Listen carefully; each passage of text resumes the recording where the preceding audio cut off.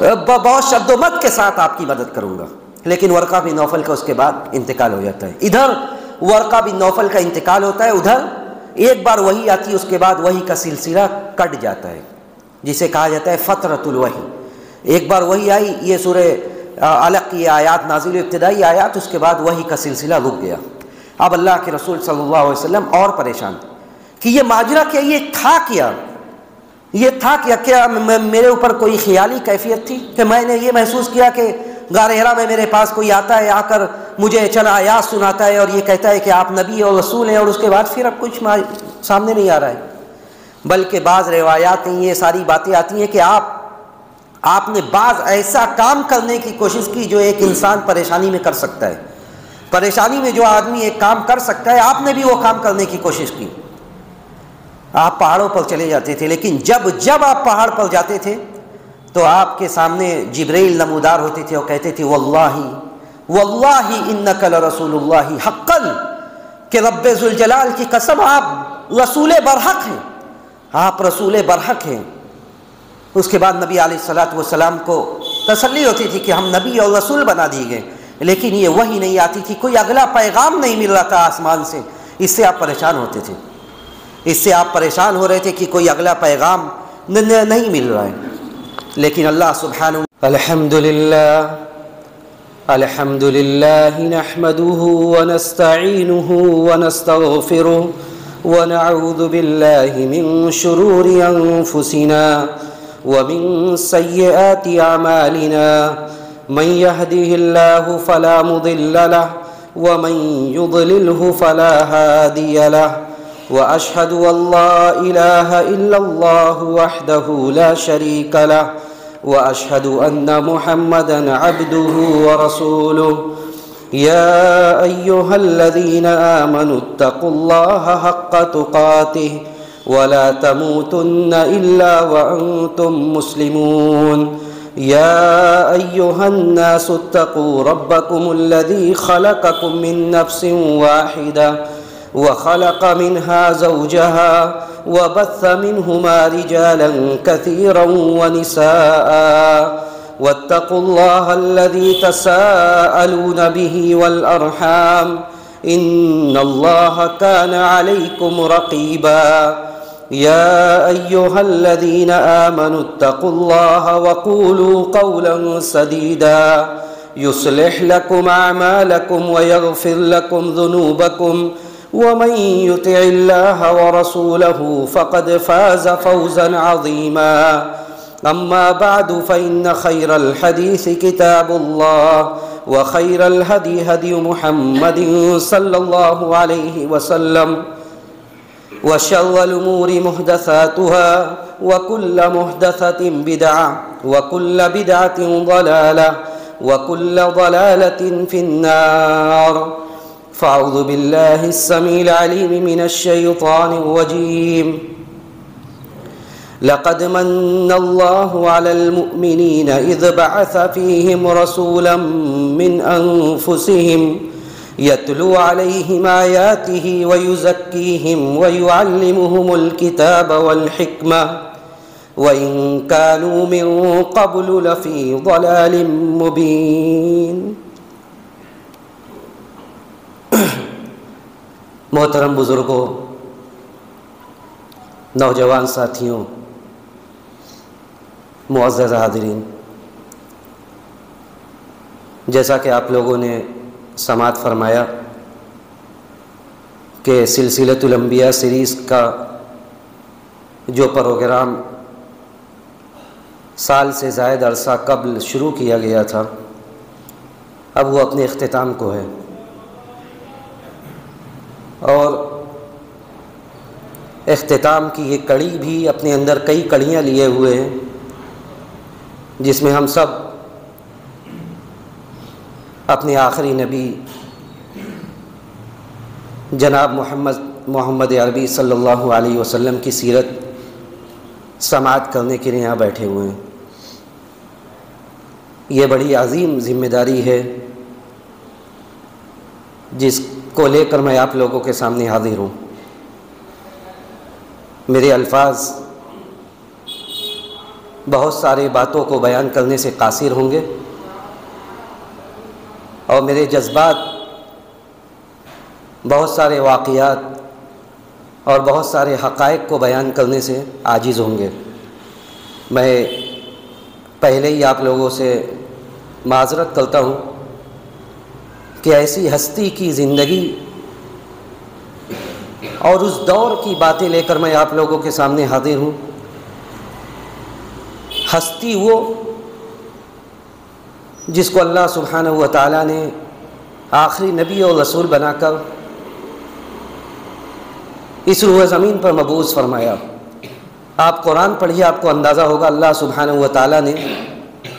جلدی کسی چیز کا احسان لوگوں کو نہیں یاد دلایا ہے، لیکن جو آیت کریمہ میں نے پڑھی اس میں اللہ سبحانہ و تعالیٰ نے احسان جتلایا اور کہا لقد من اللہ علی المؤمنین اذ بعث فیہم رسولا من انفسہم، کہ اللہ نے مومنین پر احسان کیا کہ انہی میں سے ایک جان کو منتخب کیا، اختیار کیا، یتلو علیہم آیاتہ، جو ان پر اللہ کی آیات کو پڑھتا ہے، ویزکیہم،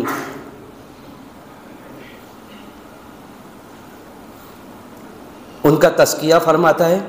ویعلمہم الکتاب والحکمہ، اور انہیں علم و حکمت کی باتیں سکھلاتا ہے، وَإِن كَانُوا مِن قَبْلُ لَفِي ضَلَالٍ مُبِينٍ، جبکہ پوری دنیا اس سے قبل کھلی ہوئی گمراہی میں تھی۔ نبی کی بعثت سے قبل پوری دنیا کھلی ہوئی گمراہی میں تھی، اور یہ احسان جتلانا اس بات کی طرف اشارہ کر رہا ہے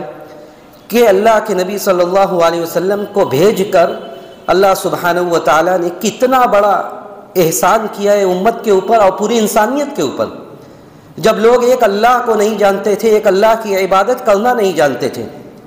جب لوگ در در کے بھکاری بنے ہوئے تھے، در در پر جھکتے تھے، اللہ نے نبی کو بھیج کر یہ بتلایا کہ ایک اللہ کی عبادت کی جائے، اور نبی کو ایسا ماحول دیا، ایسی صحبت دی، ایسی جماعت دی، جس جماعت نے وہ نمونہ پیش کیا آپ کی محبت کا جو الگ ٹاپک ہے اور جس پر گفتگو کی جائے تو رونگٹے کھڑے ہو جائیں۔ یعنی صحابہ نے نبی سے محبت میں وہ نمونہ پیش کیا جو آج ہمارے لیے عبرت ہے کہ ہم پڑھیں اور دیکھیں کہ آج نبی کی زندگی کے واقعات سننے کے لیے ہمارے پاس وقت نہیں ہے، نبی کی زندگی کو پڑھنے کے لیے ہمارے پاس وقت نہیں ہے، نبی کی زندگی سے سیکھنے کے لیے ہمارے پاس وقت نہیں ہے۔ اور ایک وہ وقت تھا جو ساری عیش و عشرت اور زندگی کا سب کچھ تج دیا اور قربان کر دیا اس نبی کی رفاقت کے لیے، اس نبی کی صحبت اور ساتھ کے لیے۔ اور صحابہ کو اس سے زیادہ خوشی کبھی نہیں ہوئی تھی۔ حضرت انس کہتے ہیں کہ جب اللہ کے رسول نے یہ حدیث بیان کی کہ المرء مع من احبب، کہ آدمی جس سے محبت کرتا ہے اسی کے ساتھ وہ ہوگا آخرت میں، تو حضرت انس کہتے ہیں کہ صحابہ کی جماعت کو اس سے زیادہ خوشی کسی اور بات کو سن کر نہیں ہوئی تھی، اس سے زیادہ خوشی کسی اور بات کو سن کر نہیں ہوئی تھی، کیونکہ اس سے وہ امید جاگ گئی جس امید کو لے کر صحابہ زندگی گزار رہے تھے، جس امید کو لے کر صحابہ زندگی گزار رہے تھے کہ نبی کی صحبت دنیا میں ملی اور اس اتباع کی وجہ سے اور اس محبت کی وجہ سے آخرت میں بھی صحبت ملے گی۔ تو حضرت انس کہتے ہیں کہ صحابہ کی جماعت کو اس سے زیادہ خوشی کسی اور بات کو سن کر نہیں ہوئی کہ جو آدمی جس سے محبت کرتا ہے قیامت کے دن آخرت میں بھی وہ اسی کے ساتھ ہوگا۔ تو صحابہ نے محبت کی وہ مثالیں پیش کی جو آج پڑھنے کی ضرورت ہے کہ صحابہ نے کیا کیا، قربانیاں دی۔ بہت ساری باتیں آتی رہیں گی کہ صحابہ نے اسلام لانے کے بعد کیا کیا برداشت کیا اور کن کن چیزوں پر صبر کیا، اس لیے کہ ان کو یہ پتہ تھا کہ کوئی آدمی یہ باتیں بیان کرنا، یہ سننا، یہ محبت کی دلیل ہے۔ یہ باتیں بیان کرنا آدمی کس کے بارے میں جانتا ہے، کس کے بارے میں جاننے کی اسے فکر ہوتی ہے۔ آج نوجوان بڑے بڑے سیلیبریٹی کے زندگی کے بارے میں پڑھتے ہیں، اخبارات کھولتے ہیں، انہی کے بارے میں وہ دیکھتے ہیں کہ کب پیدا ہوئے، کب ہوا، کب کیا کر رہا ہے، کہاں جا رہا ہے، جو ہم سب کے آئیڈیل ہیں۔ اگر ہم آج ان کی باتوں کو کر رہے ہیں اور اگر گزارش کی جا رہی ہے کہ ان کی باتوں کو سنا جائے تو صرف اور صرف اس وجہ سے کہ کسی کا ایمان اس وقت تک مکمل نہیں ہو سکتا، کسی کا ایمان اس وقت تک کامل نہیں ہو سکتا جب تک کہ اس کے زندگی میں جو بھی ہے اس کے زندگی میں جس سے بھی وہ محبت کرتا ہے، چاہے اس کے ماں باپ ہو، اولاد ہو، مال و منال ہو، دولت و ثروت ہو، کچھ بھی ہو، اگر سارے چیزوں سے بڑھ کر اس کے دل میں نبی کی محبت نہیں ہے تو وہ مومن نہیں ہو سکتا۔ لا یؤمن احدکم حتی اکون احب الیہ من والدہ وولدہ والناس اجمعین۔ کوئی آدمی اس وقت تک صحیح معنوں میں مومن نہیں ہو سکتا جب تک کہ اولاد، باپ، جو کچھ بھی ہے، جتنے افراد ہیں، مال و منال، دولت و ثروت، سب کچھ سے بڑھ کر نبی کی محبت دل میں نہ ہو جائے، کوئی آدمی مومن نہیں ہو سکتا۔ تو نبی کی زندگی کو بیان کرنا یہ بڑی شرف کی بات بھی اور بڑی ذمہ داری ہے۔ اللہ سبحانہ و تعالیٰ سے ہم یہی توفیق طلب کرتے ہیں کہ رب ذوالجلال اپنے نبی کے زندگی کے صحیح باتیں آپ لوگوں کے سامنے رکھنے کی توفیق نصیب فرمائے۔ دیکھیے، جیسا کہ آپ لوگوں نے سنا کہ امیر محترم سے آپ لوگوں نے نبی علیہ الصلاۃ والسلام کے زندگی کے ہجرت سے، نبی علیہ الصلاۃ والسلام کی زندگی کے بعثت سے پہلے کی زندگی کے بارے میں، واقعات کے بارے میں آپ لوگوں نے باتیں سنی۔ آج جو باتیں ہیں وہ جب آپ کو نبی بنا دیا گیا، نبوت مل گئی، اس کے بعد مکہ کی زندگی میں آپ کے ساتھ کیا ہوا، کیسے شروعات ہوئی، ان سارے باتوں پر گفتگو کی جائے گی، جو کہ لمبی باتیں ہیں اور ایک محاضرے میں اور ایک مجلس میں یہ باتیں مکمل ہونے والی نہیں ہیں۔ دیکھیے، اللہ کے رسول کی زندگی، نبوت کی زندگی، یہ 23 سالہ زندگی ہے۔ 23 سالہ زندگی ہے، جس میں 13 سال آپ مکہ میں تھے اور 10 سال آخر میں مدینہ میں تھے۔ 40 سال کے جب ہوئے، جو قول راجح قول ہے کہ 40 سال سے کچھ زائد، قمری حساب سے 40 سال سے 6 مہینے زائد کا عرصہ جب ہوا، تب آپ کو نبی بنایا گیا۔ دیکھیے، جب آدمی کو اللہ سبحانہ و تعالیٰ جب کوئی خدمت لینا چاہتا ہے تو اس کو اسی حساب سے ڈال دیتا ہے۔ جب ہر طرف شرک و بت پرستی کا دورہ تھا، سنت ابراہیمی یا دین ابراہیمی کا بقایا بہت تھوڑا سرزمین عرب پر بچ گیا تھا، یعنی لوگ اس بات کے مدعی تھے کہ وہ دین ابراہیمی کو فالو کرنے والے ہیں، دین ابراہیمی کو ماننے والے ہیں، لیکن اس کے نام پر صرف چند چیزیں باقی رہ گئی تھی، ورنہ سب شرک و بت پرستی میں مبتلا تھے۔ تو جب نبی علیہ الصلاۃ والسلام کو اللہ سبحانہ و تعالیٰ نے یہ ارادہ فرمایا کہ آپ کو اس کفر اور بت پرستی کے بیچ میں آپ کو نبی اور رسول بنا کر اس تاریخ کو بدل دینا ہے، یہ جس دھارا میں یہ سرزمین عرب کی زندگی بہ رہی ہے اسے موڑ دینا ہے، اللہ سبحانہ و تعالیٰ نے آپ کے لیے خلوت نشینی کو منتخب فرما دیا۔ آپ کو لوگوں کی مجلسیں اچھی نہیں لگتی تھی، صحیح بخاری کے الفاظ ہے کہ حبب الیہ الخلا، آپ کو لوگوں کی مجلسیں اچھی نہیں لگتی تھی، آپ تنہائی میں رہنے لگے۔ اور یہ تنہائی کی زندگی، مورخین ذکر کرتے سیرت نگار کہ یہ 3 سالہ زندگی تھی، تقریباً 3 سال پہلے سے ہی آپ اکیلے الگ تھلگ رہنے لگے۔ لوگ جو مکہ میں محفلیں مجلسیں سجاتے تھے اس کے حصہ آپ نہیں بنتے تھے، اس لیے کہ آپ کے جو افکار تھے، جو نظریات تھے، جو آپ کا عقیدہ دل میں جو تھا، جو پختہ، وہ ان لوگوں کے سراسر مخالف تھا جو لوگ کفر اور بت پرستی میں اپنی زندگی گزارتے تھے۔ اس لیے آپ اس زمانے میں یہ بات بھی یاد رکھیے کہ اس زمانے میں بھی کچھ لوگ عبادت کرتے تھے، عبادت کا انداز کیا تھا اس کی تفصیلات نہیں ہے، لیکن عبادت کرتے تھے۔ تو اللہ کے رسول صلی اللہ علیہ وسلم بھی آپ غار حرا میں، جو کہ مکہ میں ایک غار ہے پہاڑ کا، آپ وہاں چلے جاتے تھے۔ کبھی کبھار حضرت خدیجہ بھی آپ کے ساتھ جاتی تھی، جو آپ کی بیوی تھی، حضرت خدیجہ بھی کہیں الگ رہتی تھی اور آپ غار حرا میں رہتے تھے۔ آپ غار حرا میں رہتے تھے، خدیجہ کے ساتھ ساز و سامان کے ساتھ آپ جاتے تھے، جب ساز و سامان ختم ہو جاتا تھا تو پھر آپ واپس چلے جاتے تھے۔ تو یہ دیکھیے ایک شرف کی بات تھی، اللہ کے رسول سے پہلے آپ کے دادا عبد المطلب بھی غار حرا میں جاتے تھے، اب عبد المطلب بھی غار حرا میں جاتے تھے، اور یہ عرب کے بیچ میں ایک شرف و منزلت کی بات تھی کہ وہاں پہ غار حرا میں جا کر عبادت کرتے تھے۔ تو اللہ کے رسول صلی اللہ علیہ وسلم جب جانے لگے تو بعض قریش کے لوگوں کو کی یہ چاہت تھی کہ جس طرح، یعنی عبد المطلب کے بعد ایک فاصلہ ہو گیا، یعنی بیچ میں ایک جنریشن گیپ ہو گیا، اس کے بعد اللہ کے رسول صلی اللہ علیہ وسلم نبی بننے سے پہلے آپ بھی غار حرا جانے لگے۔ تو بلکہ بعض لوگوں کی یہ چاہت تھی کہ عبد المطلب جب جاتے تھے تو ان کے بعد آپ جب جانے لگے کہ ہم لوگوں کو بھی غار حرا میں جانے کا موقع ملتا، لیکن اللہ کے رسول کے علاوہ کوئی نہیں جاتا تھا۔ یہ آپ کے خاندان کی جو عظمت تھی مکہ میں، اس وجہ سے آپ جاتے تھے، اور آپ جا کر وہاں اکیلے رہتے تھے، الگ تھلگ، اور عبادت کرتے تھے۔ کیا عبادت کرتے تھے اس کی تفصیل نہیں ہے۔ اللہ کے رسول عبادت کرتے تھے یہاں تک کہ تقریباً 3 سال یہ سلسلہ چلا، یعنی آپ آتے جاتے تھے، اور جب سامان ختم ہو جاتا تھا پھر آپ واپس آتے تھے، پھر لے کر جاتے تھے۔ یہاں تک کہ آپ کے اوپر وحی کا سلسلہ شروع ہوا، یعنی آپ کو اس بات کے لیے منتخب کر لیا گیا کہ اب آپ آخری نبی اور رسول ہیں۔ اللہ کے رسول صلی اللہ علیہ وسلم کہتے ہیں کہ میں ایسے ہی غار حرا میں تھا، اور حضرت جبرائیل یعنی ایک بندہ، ایک فرشتہ جو بعد میں واضح ہوتا ہے کہ یہ فرشتہ تھا، آتے ہیں اور آ کر کہتے ہیں کہ اقرا، پڑھو۔ اللہ کے رسول صلی اللہ علیہ وسلم امی تھے، آپ پڑھنا نہیں جانتے تھے۔ آپ کہتے ہیں کہ ما انا بقاری، میں پڑھنا نہیں جانتا۔ آپ پھر کہتے ہیں، جبرائیل کہتے ہیں کہ پڑھو، آپ کہتے ہیں میں پڑھنا نہیں جانتا ہوں، یہاں تک کہ آپ کو وہ پکڑ کر دبا دیتے ہیں، حتی بلغ منی الجہد، بہت تک سختی سے دباتے ہیں۔ تو پھر چوتھی مرتبہ میں کہتے ہیں کہ اقرأ بسم ربک الذی خلق۔ یہ پہلی آیات ہیں قرآن کی، وحی کے نزول کا یہ سلسلہ ہے جہاں سے شروع ہوتا ہے۔ اللہ نے کہا کہ اقرأ بسم ربک الذی خلق، اے نبی اپنے اس رب کے نام سے پڑھو جس نے پیدا کیا ہے۔ خلق الانسان من علق، اقرأ وربک الاکرم الذی علم بالقلم علم الانسان ما لم يعلم۔ چونکہ علم میں بہت ساری برائیوں کو ختم کرنے کا سب سے بڑا آلہ ہے، سب سے بڑا آلہ ہے اللہ سبحانہ و تعالیٰ نے، اسی لیے سب سے پہلے یہ کہا، اس امت کی سب سے بڑی تعلیم یہ دی گئی سب سے پہلے کہ اقرا، پڑھو، اور اس علم کو ڈائریکٹ اللہ سے جوڑ دیا گیا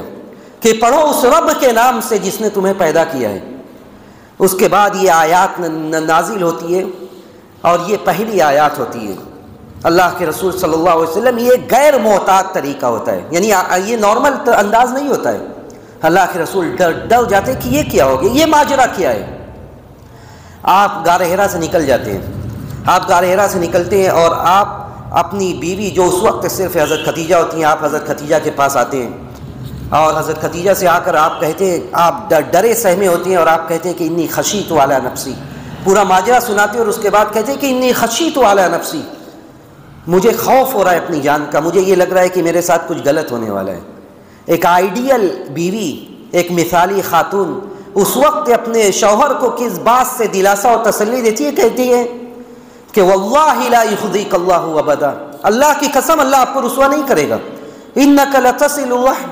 آپ رشتہ داری کو جوڑتے ہیں، وتکسب المعدوم، جس کے پاس کچھ نہیں اس کو آپ کما کر دیتے ہیں، وتعین علی نوائب الحق، جو زمانے کے مصائب و آلام سے مارے ہوئے ہیں آپ ان کی مدد کرتے ہیں،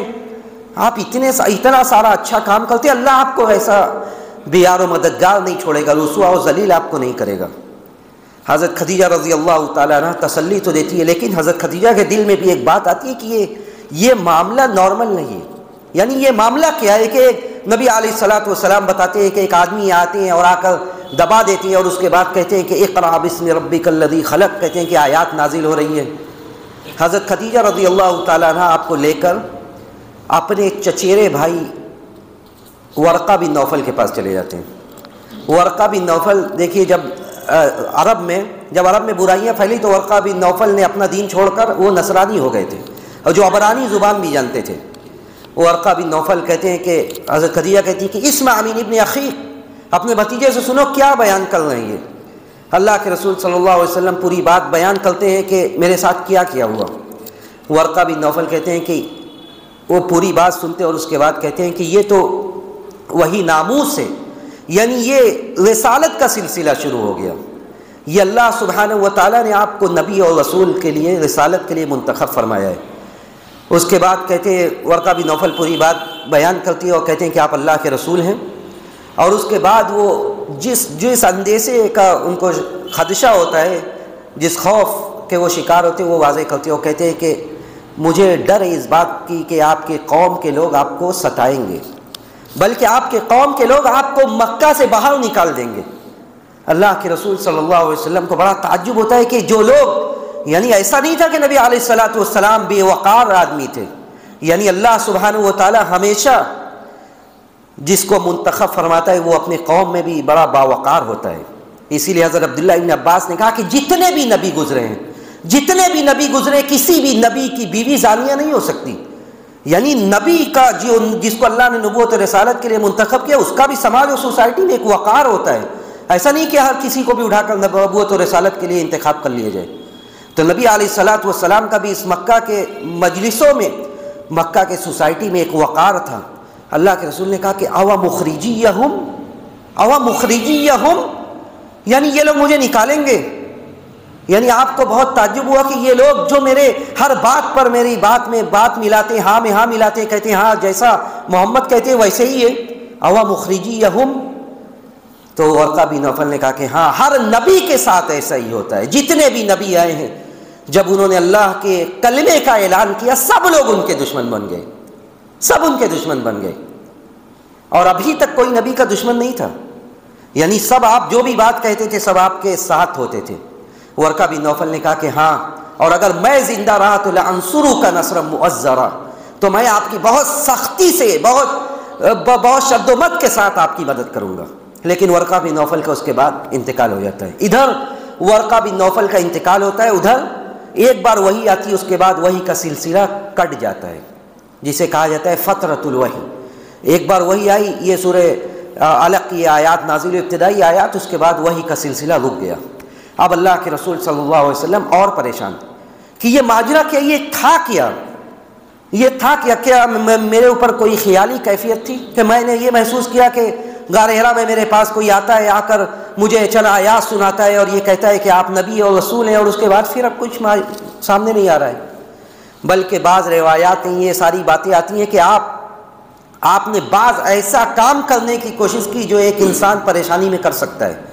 پریشانی میں جو آدمی ایک کام کر سکتا ہے، آپ نے بھی وہ کام کرنے کی کوشش کی. آپ پہاڑوں پر چلے جاتے تھے، لیکن جب آپ پہاڑ پر جاتے تھے تو آپ کے سامنے جبرائیل نمودار ہوتے تھے اور کہتے تھے واللہ انک لرسول اللہ حقا، کہ رب ذوالجلال کی قسم آپ رسول برحق ہیں، آپ رسول برحق ہیں. اس کے بعد نبی علیہ الصلوۃ والسلام کو تسلی ہوتی تھی کہ ہم نبی اور رسول بنا دیے گئے، لیکن یہ وحی نہیں آتی تھی، کوئی اگلا پیغام نہیں مل رہا تھا آسمان سے. اس سے آپ پریشان ہوتے تھے، اس سے آپ پریشان ہو رہے تھے کہ کوئی اگلا پیغام نہیں مل رہا ہے. لیکن اللہ سبحانہ و تعالیٰ کی ایک طرح سے ایک آزمائش تھی یہ، اور وحی کے اس روکنے کے پیچھے بھی ابن حجر کہتے ہیں کہ حکمت یہ تھی کہ جب پہلی وحی نازل ہوئی تو آپ پریشان ہو گئے، آپ حضرت خدیجہ کے پاس جا کر کہنے لگے کہ مجھے اپنے نفس پر خوف ہو رہا ہے.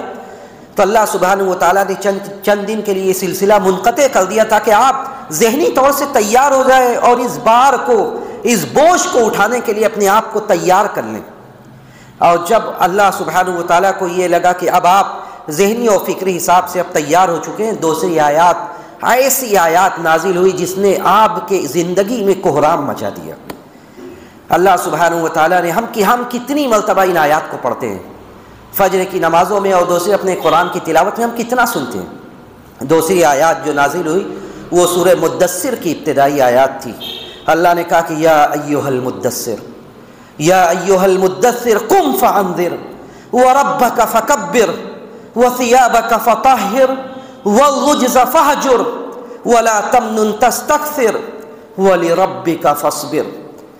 اے چادر میں روپوش اب اٹھ جاؤ.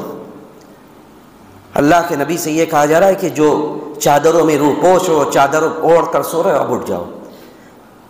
گویا کہ یہ اس بات کی طرف اشارہ تھا کہ اب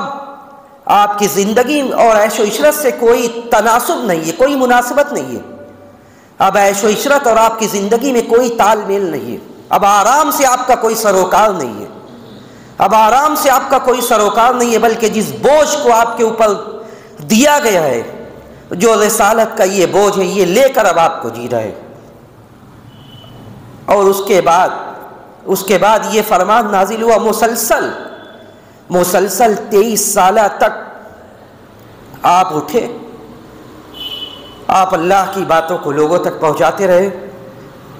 یہاں تک کہ آپ کی روح پرواز کر گئی. تو اللہ نے کہا یا ایھا المدثر قم فانذر، تو اے چادر میں روپوش اٹھ جاؤ.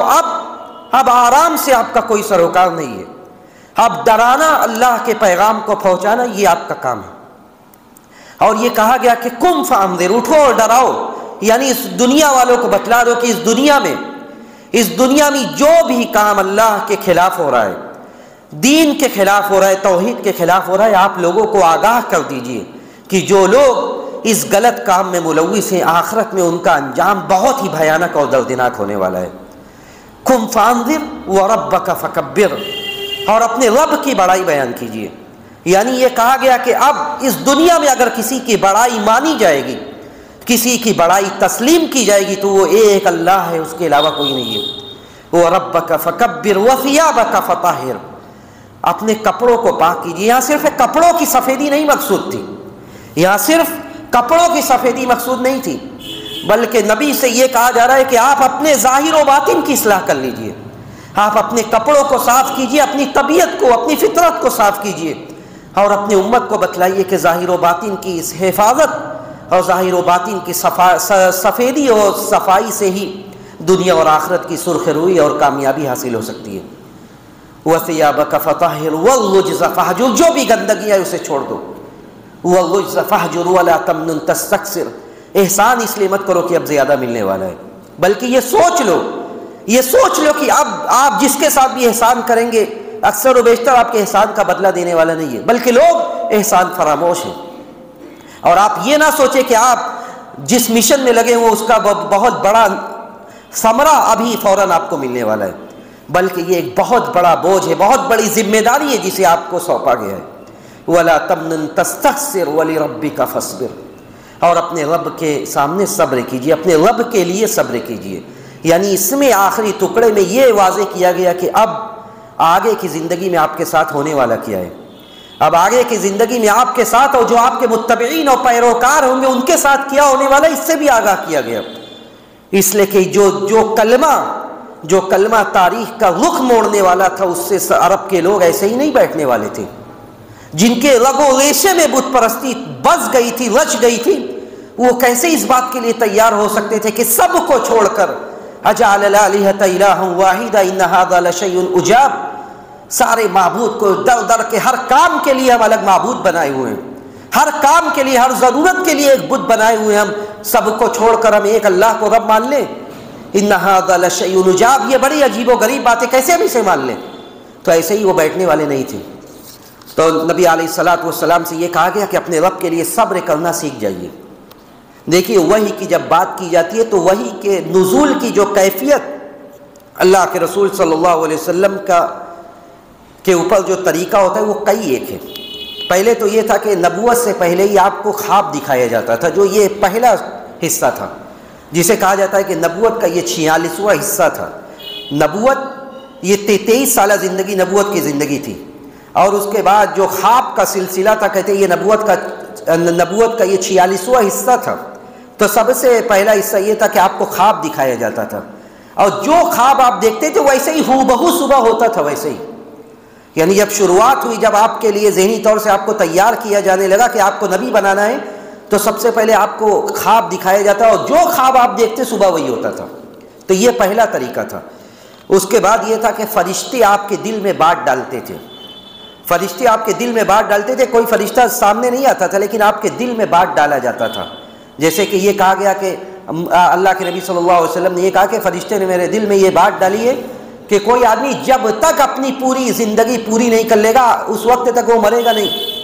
اور کوئی آدمی جتنا رزق لکھا ہے اتنا رزق ہی حاصل کر کے اس دنیا سے جائے گا۔ یہ ساری باتیں تو اللہ کے رسول صلی اللہ علیہ وسلم پر وحی کا ایک طریقہ یہ بھی تھا۔ اس کے علاوہ ایک طریقہ یہ بھی تھا کہ فرشتے اپنی حقیقی شکل میں آتے تھے، جیسا کہ پہلی مرتبہ وحی کے وقت آئے، اور اسی طرح ایک مرتبہ اور آئے، 2 موقع پر آپ نے حضرت جبرائیل کو ان کے حقیقی شکل میں دیکھا۔ اسی طرح ایک وحی کا طریقہ یہ بھی ہوتا تھا کہ جس طرح گھنٹی ٹن ٹن کرتی اس طرح سخت کیفیت آپ کے اوپر ہوتی تھی، یہاں تک کہ سخت سردی کے موسم میں آپ کے پسینے چھوٹ جاتے تھے۔ ایک مرتبہ ایک صحابی کے ران پر آپ کی ران تھی، کہتے ہیں کہ وحی شروع ہو گئی، ایسا لگ رہا تھا کہ میری ران کچل گئی، یعنی ایسی سخت کیفیت ہوتی تھی جب یہ سلسلہ ہوتا تھا۔ اس کے بعد ایک وحی کا طریقہ یہ بھی تھا جو اسراء و معراج کے موقع پر آپ کو اللہ سبحانہ و تعالیٰ نے ڈائریکٹ آپ کے اوپر نماز فرض کی، تو یہ بھی ایک طریقہ تھا۔ تو وحی کے کئی ایک اقسام ہیں، کئی ایک طریقے ہیں جس کے ذریعے اللہ سبحانہ و تعالیٰ نے آپ کے اوپر وحی نازل کی۔ تو یہ دوبارہ جب وحی نازل ہو گئی اس کے بعد اللہ کے رسول صلی اللہ علیہ وسلم نے لوگوں کو دعوت دینا شروع کیا، کیونکہ یہاں پر یہ حکم تھا کہ قم فانذر، اب اٹھو اور ڈراؤ۔ اللہ کے نبی صلی اللہ علیہ وسلم نے دیکھیے جب آدمی کے اوپر کچھ ہوتا ہے سب سے پہلے ان لوگوں کو اختیار کرتا ہے جس پر سب سے زیادہ اعتماد اور بھروسہ ہوتا ہے۔ آپ نے سب سے پہلے اپنی بیوی سے کہا، سب سے پہلے اپنی چہیتی بیوی حضرت خدیجہ سے کہا کہ میرے ساتھ یہ معاملہ ہے اور میں اللہ کا نبی اور رسول بنا دیا گیا ہوں، تو تم ایک اللہ کو رب مان لو، تبھی تم کامیاب ہو سکتی ہو۔ حضرت خدیجہ رضی اللہ تعالیٰ عنہ اسلام لے آئیں۔ اس کے بعد آپ کے یار غار، سب سے قریبی دوست ایسا جو ہر وقت کا ساتھی تھا، آپ نے حضرت ابو بکر کے سامنے اپنی بات رکھی اور کہا کہ اللہ نے مجھے نبی بنایا ہے۔ اور ابو بکر وہ دوست تھے، وہ ساتھی تھے کہ ہر آدمی نے جب آپ نے بات رکھی تو کچھ نہ کچھ غور و فکر کیا کہ یہ بات ہے صحیح ہے غلط ہے، لیکن ابو بکر وہ تھے کہ ابو بکر نے فوراً کہا کہ اگر محمد کہتے تو بات سچی ہے، اور ابو بکر فوراً اسلام لے آئے، اور اس احسان کو نبی علیہ الصلوۃ والسلام پوری زندگی یاد رکھے ہوئے تھے۔ اور آپ کہتے رہے کہ سب کے احسان کا بدلہ میں چکا ہوں سوائے ابو بکر کے۔ ابو بکر وہ تھے کہ جب میں نے ان سے کہا سب نے غور و فکر کیا، سب نے جھٹلایا مجھے، لیکن ابو بکر وہ تھے وَأَصَانِي بِنَفْسِهِ وَمَالِهِ، ابو بکر نے اپنے جان سے اور اپنے مال سے میری مدد کی۔ ابو بکر نے اس دن سے، اور پہلے سے ہی آپ کے ساتھ تھے، لیکن اس دن سے نبی بننے کے بعد جب سے آپ کا ہاتھ تھام لیا وہ ہاتھ نہیں چھوٹا، وہ ہاتھ آپ کا انہوں نے نہیں چھوڑا یہاں تک کہ آپ اس دنیا سے چلے گئے۔ تو دوست ایسا کہ جب ہاتھ تھام لیا، جیسی بھی آندیاں آئی کفر و شرک کی، جیسی بھی آندیاں آئی مصائب و مشکلات کی، ابو بکر آپ کے محافظ بن کر آپ کے ساتھ کھڑے رہے۔ تو ابو بکر اسلام لے آئے۔ اس کے بعد آپ کے چچیرے بھائی حضرت علی رضی اللہ تعالیٰ عنہ، جو آپ کے نگرانی میں جن کی پرورش ہو رہی تھی، یہ حضرت علی اسلام لے آئے۔ آپ کے غلام زید بن حارثہ اسلام لے آئے۔ یہ لوگ اسلام لے آئے جو ابتدائے سب سے پہلے جو لوگ اسلام لے آئے۔ اس کے بعد ان لوگوں سے بہت سارے لوگ اسلام لے آئے۔ دیکھیے جب آدمی مالی حساب سے اور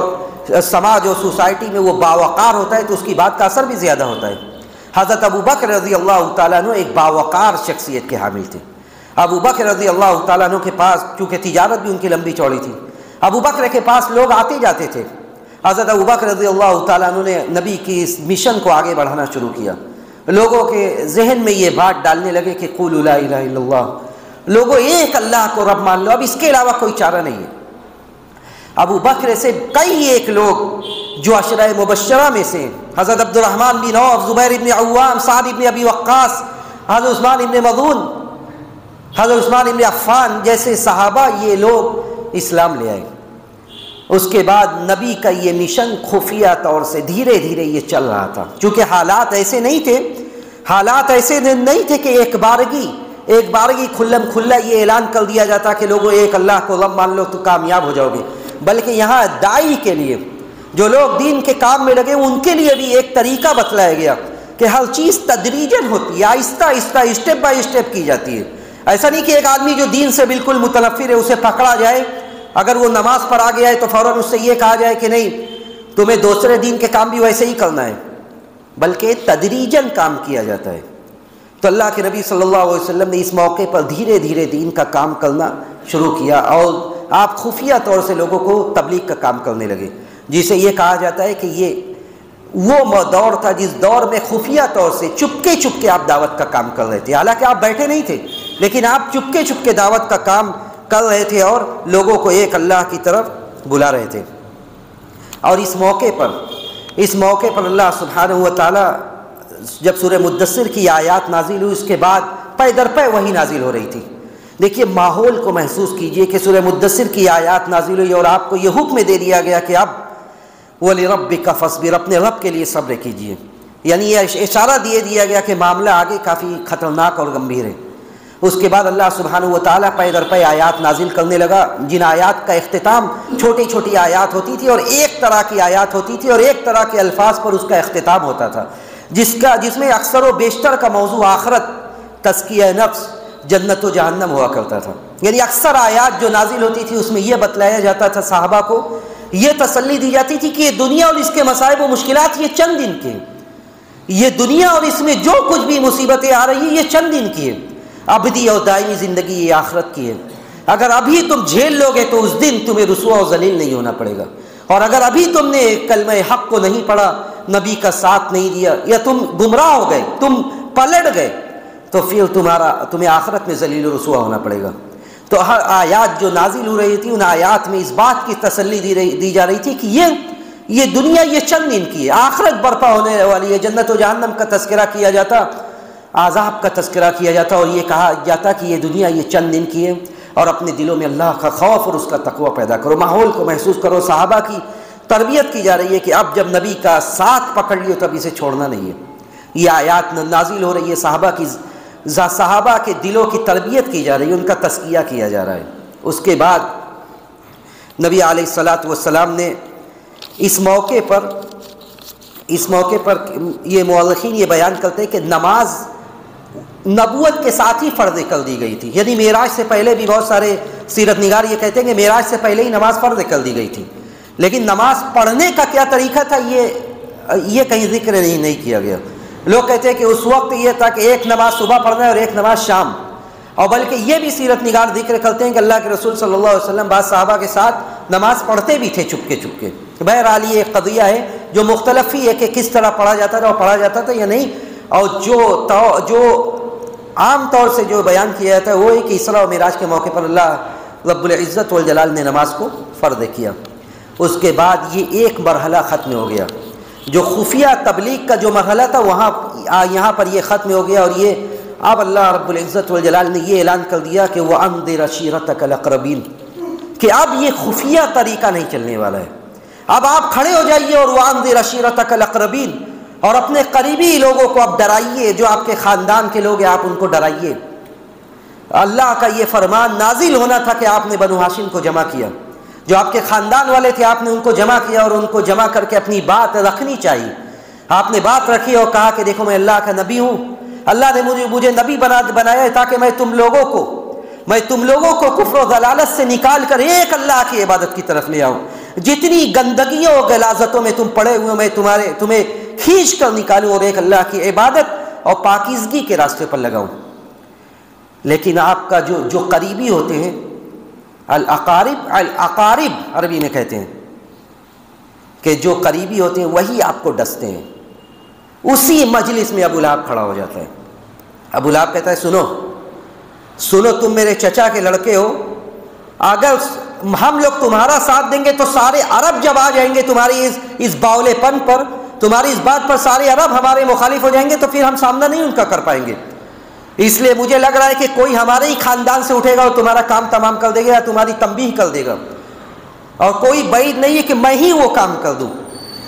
ابو لہب کہتا ہے کہ میں ہی وہ کام کر دوں گا، اگر تم نہیں اپنی بات سے پلٹے اور راہ راستے پر نہیں آئے تو میں ہی تمہاری تنبیہ کروں گا اور تمہیں سیدھا کر دوں گا۔ اللہ کے رسول صلی اللہ علیہ وسلم اس کا تیول دیکھ کر وہاں پہ خاموش ہو جاتے ہیں۔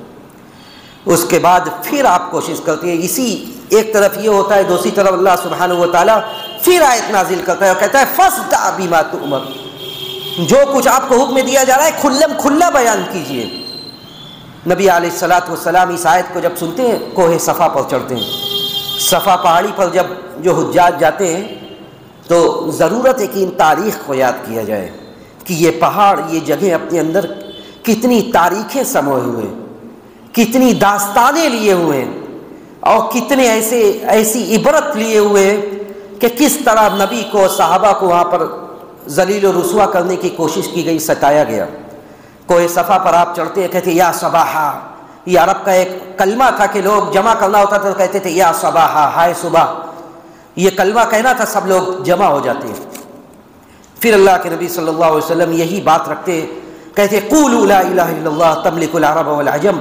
قولوا لا الہ الا اللہ تفلحوا، لوگوں ایک اللہ کو رب مان لو کامیاب ہو جاؤ گے، ایک اللہ کو رب مان لو گے تم عرب و عجم کے مالک بن جاؤ گے۔ پھر ابو لہب کہتا ہے تبا لک لہذا جمعتنا،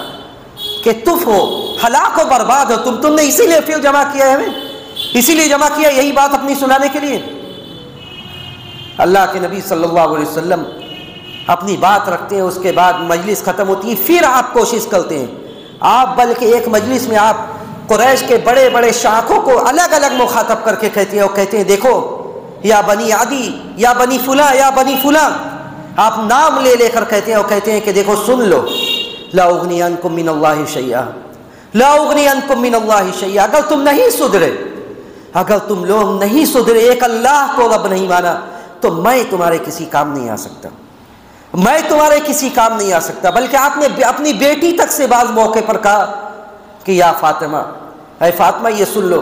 کہ لا اغنی عنک من اللہ شیئا، میں اللہ کے معاملے میں تمہارے کسی کام نہیں آ سکتا۔ تو آپ نے لوگوں کو جمع کیا، ایک ایک قبیلے سے الگ الگ کہا، اس لیے کہ آپ کے اندر ہم و غم یہ تھا کہ لوگ اگر اس بت پرستی کے راستے پر لگے رہیں گے، اس بت پرستی اور کفر کے راستے پر لگے رہیں گے، تو کل قیامت کے دن یہ جہنم کے علاوہ ان کا کوئی ٹھکانہ نہیں ہوگا۔ اور یہ سب آپ کے اپنے خاندان کے لوگ تھے، آپ کے رشتہ دار تھے، قرابت دار تھے، اور آپ کو یہ ہم و غم ستا رہا تھا کہ یہ میرے قرابت دار ہیں، میرے ہم نسب ہیں، اور یہ لوگ کفر و شرک کے راستے پر لگے ہوئے ہیں۔ آپ لوگوں کو الگ الگ کر کے مخاطب کرتے ہیں کہ لوگوں ایک اللہ کو رب مان لو تبھی تم کامیاب ہو گئی۔ اس کا نتیجہ کیا ہوتا ہے؟ اس کا نتیجہ کیا ہوتا ہے؟ اب مشرکین کے اندر دیکھیے، جب خفیہ دعوت آپ کی چل رہی تھی تب بھی ایسا نہیں تھا کہ مشرکین کو اس کی خبر نہیں لگی تھی، مشرکین کو اس کی خبر لگتی تھی۔ ان کو بسا اوقات بتایا جاتا تھا کہ دیکھو محمد اور ان کے ساتھی یہ کام کر رہے ہیں، اور بلکہ خفیہ دعوت کے مرحلے میں ہی 40 لوگ مسلمان ہو گئے تھے۔ ابن حجر نے اور دوسرے لوگوں نے ذکر کیا کہ 40 لوگ اسی پیریڈ میں مسلمان ہو گئے تھے، اور مشرکین تک یہ بات پہنچتی تھی، لیکن یہ سوچتے کہ یہ محمد اور ان کے ساتھی، ان کی بساط کیا، ان کی حیثیت کیا ہے، یہ ہمارے مقابلے میں کھڑے ہو پائیں گے؟ یعنی یہ لوگ کفار و مشرکین اور جو بڑے بڑے ان کے سرغنہ اور ددہ تھے، وہ یہ سمجھتے ہی نہیں تھے کہ محمد اور ان کے ساتھی کا معاملہ یہاں تک پہنچے گا، اور محمد کو اتنی ہمت ہوگی علیہ افضل الصلاۃ و اتم التسلیم کہ وہ کوہ صفا پر چڑھ کر اس بات کا اعلان کرنے لگیں گے کہ ایک اللہ کو رب مان لو۔ تو وہ پہلے ہی باخبر تھے، لیکن وہ نظر انداز کرتے تھے، کہتے تھے اگر ہمیں ابھی بھاؤ دیں گے تو اس کا معاملہ بڑا چرچا میں آ جائے گا۔ لیکن جب آپ کو اس بات کا حکم دیا گیا اور آپ کی بات مشہور ہو گئی، اب مشرکین کا کان کھڑا ہوا، اب مشرکین کا کان کھڑا ہوا کہ یہ تو اپنے بات سے اور اپنے انداز سے رک نہیں رہا، اب کچھ کرنا پڑے گا۔ سب سے پہلا مرحلہ یہ ہوتا ہے کہ ابو طالب کے پاس چلے جاتے ہیں، اس لیے کہ ابو طالب کی حمایت اللہ کے نبی صلی اللہ علیہ وسلم کو روز اول سے حاصل تھی، اور جب ابو طالب کی حمایت کا ابو طالب نے وعدہ دیا تھا، اسی وقت سے نبی علیہ الصلوۃ والسلام کو ایک قوت ملی اور آپ نے لوگوں کے درمیان کھل کر اعلان کیا۔ تو سب سے پہلا کام کرتے ہیں کہ ابو طالب کے پاس آتے ہیں اور کہتے ہیں دیکھو بھائی آپ کی ہم بڑی عزت کرتے ہیں۔ ابو طالب سے کہتے ہیں کہ دیکھو بھائی ہم آپ کی بہت عزت کرتے ہیں، آپ ہمارے درمیان بڑے معزز و مکرم ہیں، محترم ہیں،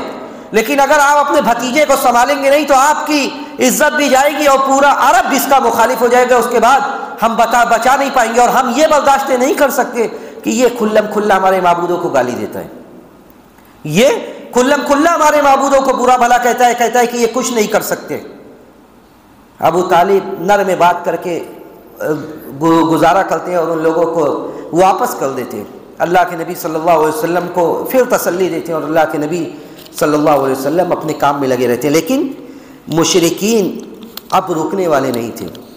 اسی دوران جب یہ آیات نازل ہوئی کہ اب کھلم کھلا ڈرائیے، اسی وقت حج کا وقت آ جاتا ہے، حج کا وقت آ جاتا ہے۔ وہ لوگ بھی حج کرتے تھے، کفار اور مشرکین بھی حج کرتے تھے، اور لوگ ادھر ادھر سے مکہ آتے تھے، اور مکہ آنا آج بھی وہ سب سے بڑا اجتماع ہے جہاں مسلمان سب سے زیادہ جمع ہوتے ہیں، اور اس زمانے میں بھی وہ سب سے بڑا اجتماع ہوتا تھا جہاں سے بڑے بڑے پیغامات ملتے تھے۔ تو مشرکین نے یہ سوچا کہ ابھی جب مکہ سارے لوگ آئیں گے اور ان کے کانوں تک یہ خبر جائے گی کہ ایک نیا کام مکہ میں شروع ہوا ہے، تو کوئی ایسا پیترا اپنایا جائے گی کہ ان کے پاس غلط میسج جائے، غلط پیغام جائے۔ تو اپنے بڑوں کو جمع کرتے ہیں کہ بتائیے بھائی کیا کیا جائے، معاملہ محمد اور ان کے ساتھیوں کا بڑا آگے بڑھ چکا ہے۔ ولید ابن مغیرہ بہت بڑا آدمی تھا اس وقت۔ ولید ابن مغیرہ کہتا ہے کہ رکو مجھے سوچنے دو کیا کیا جا سکتا ہے۔ کہتے ہیں لوگ جمع ہوتے ہیں، کہتے ہیں کہ ہم لوگ اچھا یہ کرتے ہیں کہ جب لوگ آئیں گے تو ہم یہ کہیں گے کہ محمد کیا ہے، محمد یہ شاعر ہے۔ وہ کہتا ہے ولید کہ تم لوگ پاگل ہو، میں شاعری کے ایک ایک لطیف اور قافیے سے اور اس کی جو اس علم کی جو باریکی ہے اس سے میں واقف ہوں، مجھے نہیں لگتا کہ یہ کوئی آدمی یہ مانے گا کہ یہ شاعر ہے۔ کہتا ہے تو کیا کہا جائے کہ یہ پاگل ہے۔ ولید بن مغیرہ نے کہا وہ نہیں پاگل ہے، تم لوگ پاگل ہو، وہ کہیں سے بھی پاگل نہیں لگتے۔ اس کے بعد کہا تب کیا کہا جائے؟ ولید نے کہا کہ یہ جادوگر ہے۔ لوگوں نے کہا یہ جادوگر ہے۔ پہلے ولید نے اس کو بھی ماننے سے انکار کر دیا کہ نہیں جادو ایسا نہیں ہوتا ہے، میں محمد کے ساتھ اٹھا بیٹھا ہوں، جادو ایسا نہیں ہوتا ہے۔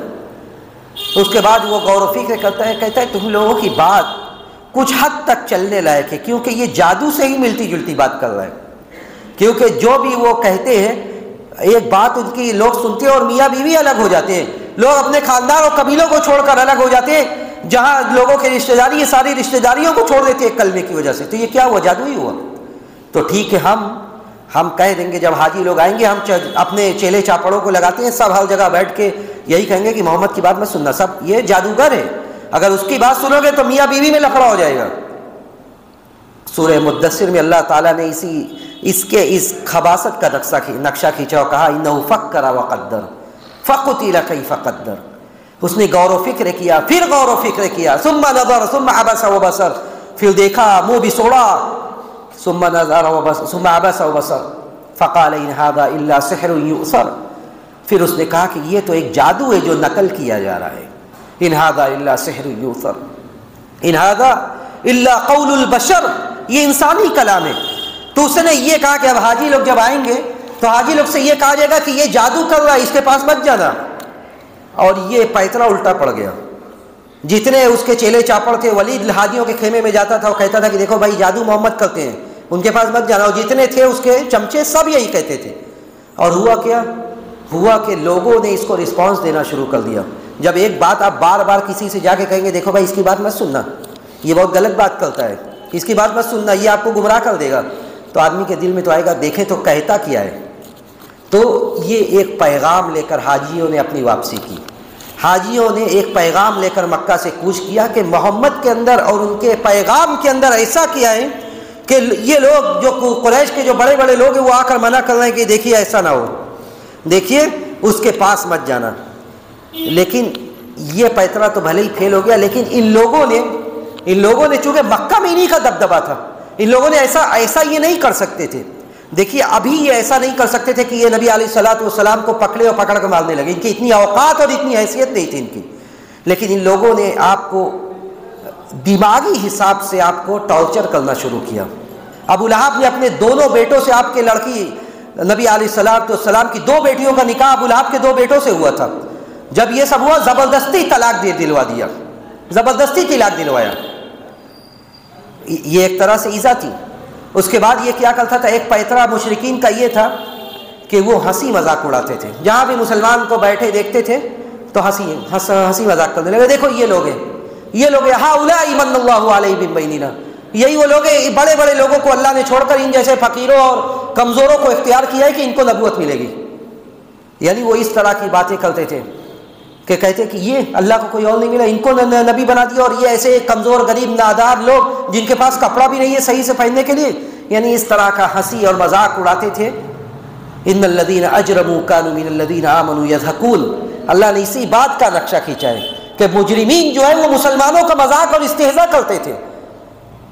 اور ہر طرح سے جو چیز بھی ان کے دل کو چھلنی کر سکتی تھی سارے ہتھیار کو وہ استعمال کرتے تھے.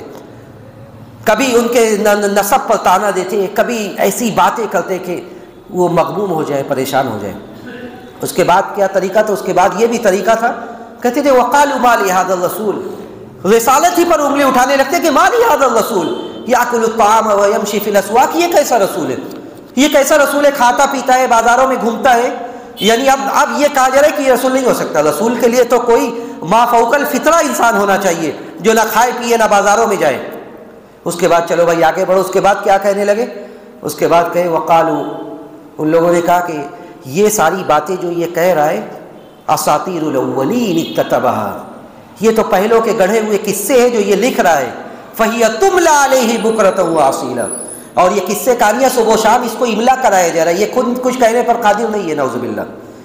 یہ خود کچھ کہنے پر قادر نہیں ہے. اب یہاں تک بات پہنچی کہ اب نبوت کی جو تعلیم جو آپ لوگوں کو بتانے کہہ رہے ہیں، یہ سب گڑھے ہوئے کہانیاں ہیں جو پہلے سے پڑھی آ رہی ہے. اور ایک طرف اللہ کے رسول بیٹھ کے لوگوں کو قرآن کی تعلیم دیتے تھے، اور دوسری طرف یہ لوگ جو بڑے بڑے سرگردہ تھے، ابو لہب، ابو جہل، ولید اور قبا، یہ سارے جو بڑے بڑے تھے، اور ان کے چیلے چاپڑ یہ بیٹھ کر پرانے لوگوں کی داستان لوگوں کو سناتے تھے. ایک طرف قرآن پڑھی جا رہی ہے، جو دوسری طرف یہ روم و فارس کی داستان سناتے تھے کہ تاکہ لوگ اس کے پاس آئیں. یہ سلسلہ شروع ہوا. تو یہ جتنے بھی راستے، اس کے بعد آگے بڑھتے ہو کہتے ہیں کہ چلو اچھا اب ہم اتنا مان لیتے ہیں کہ آپ بھی تھوڑا سمجھوتا کیجئے، آپ تھوڑی سی بات ہماری مانیے، تھوڑی سی ہم آپ کی مانیں گے۔ وَدُّوا لَوْ تُدْهِنُ فَيُدْهِنُونَ، وہ لوگ چاہتے ہیں کہ آپ نرمی کریں تو وہ بھی نرمی کریں۔ اللہ نے فرمایا کہ قُلْ يَا أَيُّهَا الْكَافِرُونَ لَا أَعْبُدُ مَا تَعْبُدُونَ، اے نبی آپ کہہ دیجئے کہ اے کافر، یعنی یہاں کفر سے مخاطب انہیں کیا جا رہا ہے، اے نبی آپ ان سے کہہ دیجئے کہ اے کافروں لا أَعْبُدُ مَا تَعْبُدُونَ، جس کی میں عبادت کرتا ہوں اس کی تم لوگ عبادت نہیں کرتے، ولا انتم، جس کی تم لوگ عبادت کرتے ہو اس کی میں عبادت کرنے والا نہیں ہوں۔ جب تم لوگ جس کی میں عبادت کرتا ہوں اس کی نہیں عبادت کرتے ہو تو ایسا کیسے ہو سکتا ہے کہ جس کی تم لوگ عبادت کرتے ہو اس کی میں عبادت کروں؟ یعنی یہ کھلا پیغام تھا کہ یہ نہیں ہو سکتا، یہ سمجھوتے والا دین۔ اور یہاں سے ایک سبق اور ملا کہ دنیا میں عقیدے کے معاملے میں، توحید کے معاملے میں کسی سے سمجھوتا نہیں کیا جا سکتا، توحید کے معاملے میں کسی سے سمجھوتا نہیں کیا جا سکتا۔ اگر ایک آدمی توحید کی مخالفت کر رہا ہے، ایک اللہ کو صحیح معنوں میں رب نہیں مان رہا ہے، تو کیا اس سے سمجھوتا کیا جائے گا؟ ہرگز نہیں۔ اسلام کی یہ تعلیم نہیں ہے، اسلام کی یہ تعلیم نہیں ہے کہ اس سے سمجھوتا کر کے اس کے ساتھ اٹھا بیٹھا جائے، جو آدمی کھلا شرک کرتا ہے۔ تو اللہ نے کہا کہ وَدُّوا لَوْ تُدْهِنُ فَيُدْهِنُونَ لَا أَعْبُدُ مَا تَعْبُدُونَ، میں جس کی تم عبادت کرتے ہو اس کی عبادت کرنے والا میں نہیں ہوں۔ اس کے بعد ان لوگوں نے جب دیکھ لیا کہ یہ بھی پیترا نہیں کام آیا، تو نبوت کے 4 سال کے بیچ میں اب ان کی حیثیت اور بڑھی، ایک قدم وہ لوگ اور بڑھاتے اور دیکھتے ہیں کہ اس کا کیا انجام ہوتا ہے۔ تو اللہ کے نبی صلی اللہ علیہ وسلم کو غور کیجئے کہ حالات کس قدر سنگین ہو چکا تھا۔ اللہ کے نبی کو ابو طالب کی حمایت حاصل تھی، اور اللہ کے نبی کوئی ایسے ویسے گھرانے کے نہیں تھے کہ جو چاہتا وہ آپ کے ساتھ زیادتیاں کرتا، لیکن اس کے باوجود بدتمیزی کی ساری حدیں ان لوگوں نے پار کر دی، مارنے کے علاوہ۔ اللہ کے نبی کے گھر میں کھانا پکایا جاتا، یہ سب ٹک کر، یہ سب نشانہ لگا کر بکری کے بچے دانی اڑا کر پھینک دیتے، وہ کھانے میں چلی جاتی۔ یعنی ہانڈی میں کھانا پک رہا ہے، غریبی کا وقت، ہانڈی میں کھانا پک رہا ہے، آپ کی ہانڈی میں گندگی پھینک دی جاتی تھی۔ اس کے بعد ہانڈی میں گندگی پھینکی جا رہی ہے، نماز آپ پڑھ رہے ہیں، آپ کے اوپر گندگی پھینک دی جا رہی ہے، آپ کے گھر کے باہر لا کر طرح طرح کی گندگی کا ڈھیر پھینک دیا جا رہا ہے۔ یعنی راہ حق سے پھیلنے کا جتنا راستہ اور جتنا ہتھ کنڈا تھا سب ان لوگوں نے استعمال کیا۔ نبی علیہ الصلوۃ والسلام باہر نکلتے اور کہتے تھے یہ کیسی ہمسائیگی ہے؟ آپ لوگوں سے کہتے تھے کہ یہ کیسی ہمسائیگی ہے، یہ کیسا پڑوسی کا حق ہے جو تم لوگ ادا کر رہے ہو؟ تم لوگ میرے رشتہ دار ہو، تم لوگ میرے رشتہ دار ہو، میرے چچا کی اولاد ہو، میرے چچا ہے، یہ تم لوگ رشتہ داری کا حق ادا کر رہے ہو، یہ تم لوگ رشتہ داری کا حق ادا کر رہے ہو۔ حضرت عبداللہ بن عمرو بن عاص سے ان کے اسلام کے بعد پوچھا جاتا ہے کہ نبی کے اوپر سب سے سخت دن کون سا تھا، سب سے زیادہ ان کفار و مشرکین نے کیا بدتمیزی کی؟ کہتے ہیں کہ ابو جہل، وہ بیان کرنے لگتے ہیں کہ ابو جہل